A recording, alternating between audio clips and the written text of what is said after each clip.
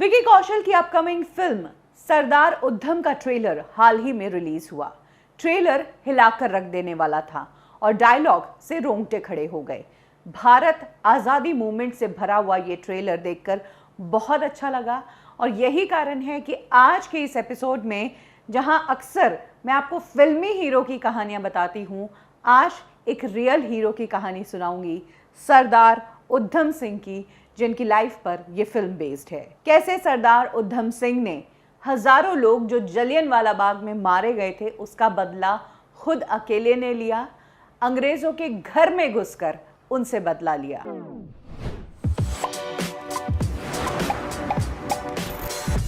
सरदार उधम सिंह का जन्म 26 दिसंबर 1899 को पंजाब के संगरूर जिले के सुनाम गांव में हुआ। उनके पिता सरदार तेहाल सिंह रेलवे क्रॉसिंग पर चौकीदारी किया करते थे। सरदार उधम सिंह का रियल नेम शेर सिंह था और उनका एक बड़ा भाई भी था जिसका नाम मुक्ता सिंह था। जिस वक्त सरदार बहुत छोटे थे तब उनकी मां गुजर गई और जब 6 साल के हुए तो पिता भी चल बसे। 6 साल की उम्र में ही सरदार उधम सिंह और उनके भाई दोनों ही अनाथ हो गए थे। इसके बाद उन्हें अमृतसर के सेंट्रल खालसा ऑर्फनेज में भेज दिया गया। अनाथालय में आने के बाद उधम सिंह का नाम फिर से चेंज हो गया। शेर सिंह से उनका नाम बदलकर उधम सिंह रख दिया और उनके भाई मुक्ता सिंह का नाम रखा गया साधु सिंह। 1917 में साधु सिंह की भी डेथ हो गई और अब उधम सिंह अकेले रह गए। 1918 में उन्होंने अपनी मैट्रिक्स पास की और 1919 में उन्होंने ऑर्फनेज छोड़ दिया। 10 अप्रैल 1919 में पंजाब में उथल फुथल तब मच गई जब कुछ लीडर्स को अरेस्ट कर लिया गया, जिसमें सत्यपाल और सैफुद्दीन किचलू को भी अरेस्ट किया गया था और इसी के लिए पंजाब के लोगों ने एक साइलेंट प्रोटेस्ट की तैयारी की। बैसाखी का समय था, जलियनवाला बाग जगह पर हजारों में लोग इकट्ठे हुए और उन्हें इस मौके पर सिर्फ साइलेंट प्रोटेस्ट करना था। लेकिन तब अंग्रेजों के लीडर जनरल डायर ने इन मासूमों को गोलियों से छलनी कर दिया था। हजारों लोगों की वहां पर मौत हो गई। जिस वक्त वहां पर यह सब हुआ तब उधम सिंह वहां पर मौजूद थे।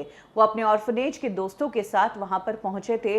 लोगों को पानी पिलाने का काम वो कर रहे थे और उनकी आंखों के सामने देखते ही देखते लोगों को गोली से छलनी कर दिया गया। जलियनवाला बाग कांड में जनरल डायर की मदद की थी तब पंजाब के गवर्नर रह रहे मिशेल ओडायर ने, और तब से उधम सिंह के सामने जो कुछ ये हुआ था उन्होंने डिसाइड कर लिया था कि इन दो लोगों से वो बदला निकाल कर ही रहेंगे।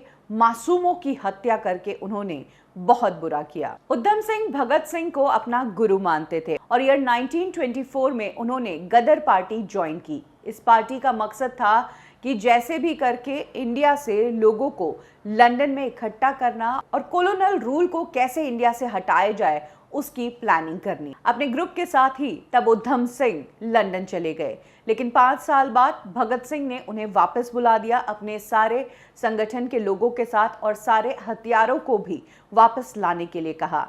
इंडिया आते ही उधम सिंह को अरेस्ट कर लिया गया। कहा गया कि उनके पास इलीगल वेपन्स पाए गए। इसके बाद 5 साल तक वो जेल में ही रहे। 1931 में उधम सिंह वापस रिलीज हुए, लेकिन ब्रिटिशर्स की उन पर नजरें थी। इसी दौरान कश्मीर से वो जर्मनी की तरफ गए और जर्मनी से वो वापस लंदन पहुंचने में कामयाब हुए।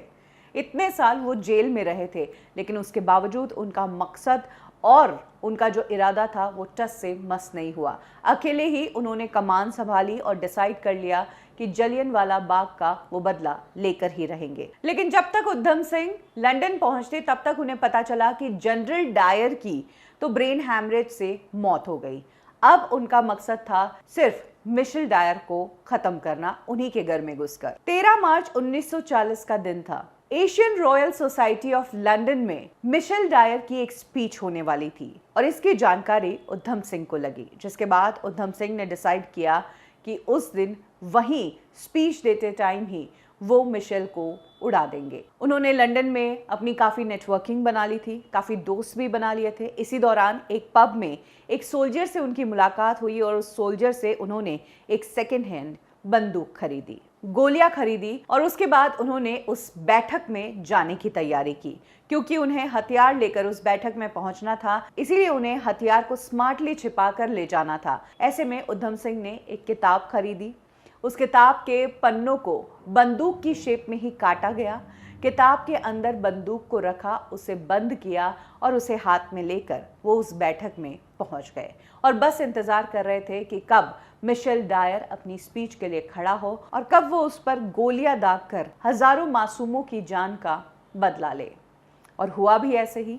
जैसे ही मिशेल डायर अपनी जगह से उठकर स्टेज की तरफ बढ़ रहे थे स्पीच देने के लिए, वैसे ही उधम सिंह ने एक के बाद एक गोलियां चलाई। पहली गोली में ही वो ढेर हो गए। निशाना इतना पक्का कि पहली गोली दिल में लगी, दूसरी गोली फेफड़े में लगी और वो वहीं पर गिरकर मर गए। उधम सिंह वहां से भाग नहीं पाए, उन्हें वहीं पर पकड़ लिया गया। 1 अप्रैल से उनके ऊपर मामला शुरू हुआ, सुनवाई शुरू हुई। 4 जून को उधम सिंह को मिशेल की हत्या का दोषी ठहराया गया और उन्हें मारने की सजा सुनाई गई। जेल में जाने के बावजूद उधम सिंह के इरादे नहीं बदले थे।